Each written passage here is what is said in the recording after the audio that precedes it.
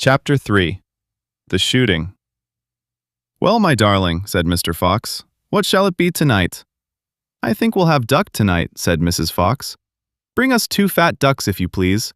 One for you and me, and one for the children." "Ducks it shall be," said Mr. Fox. "Bunce is best." "Now do be careful," said Mrs. Fox.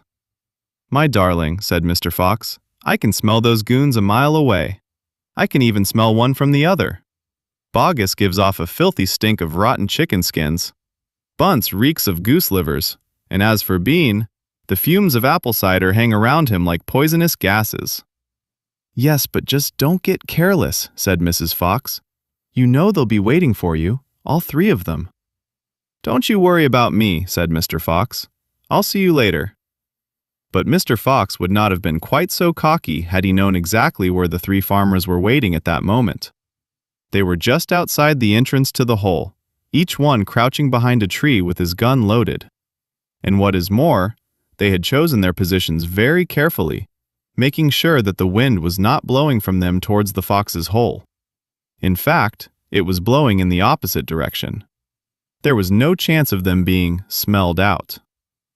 Mr. Fox crept up the dark tunnel to the mouth of his hole.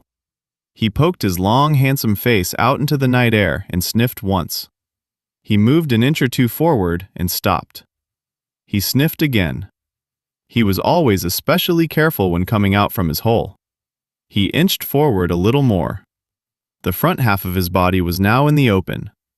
His black nose twitched from side to side, sniffing and sniffing for the scent of danger.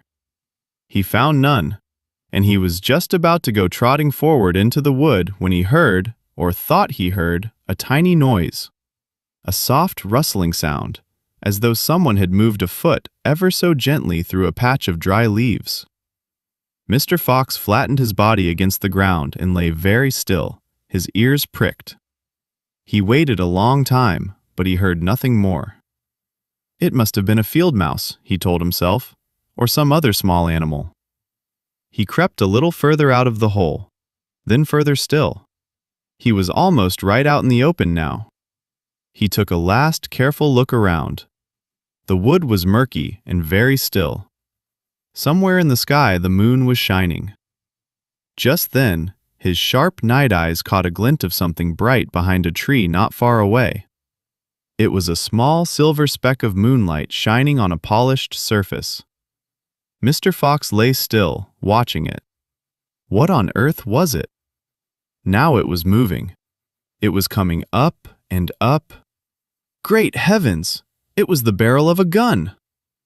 Quick as a whip, Mr. Fox jumped back into his hole, and at that same instant the entire wood seemed to explode around him.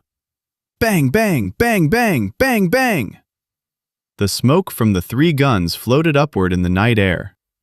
Bogus and Bunce and Bean came out from behind their trees and walked towards the hole. "Did we get him?" said Bean. One of them shone a flashlight on the hole, and there on the ground, in the circle of light, half in and half out of the hole, lay the poor, tattered, blood-stained remains of a fox's tail. Bean picked it up.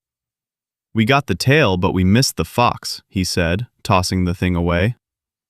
"Dang and blast," said Bogus. "We shot too late. We should have let fly the moment he poked his head out." "He won't be poking it out again in a hurry," Bunce said. Bean pulled a flask from his pocket and took a swig of cider. Then he said, "It'll take 3 days at least before he gets hungry enough to come out again. I'm not sitting around here waiting for that. Let's dig him out." "Ah," said Bogus, "now you're talking sense. We can dig him out in a couple of hours. We know he's there." "I reckon there's a whole family of them down that hole," Bunce said. "Then we'll have the lot," said Bean. "Get the shovels."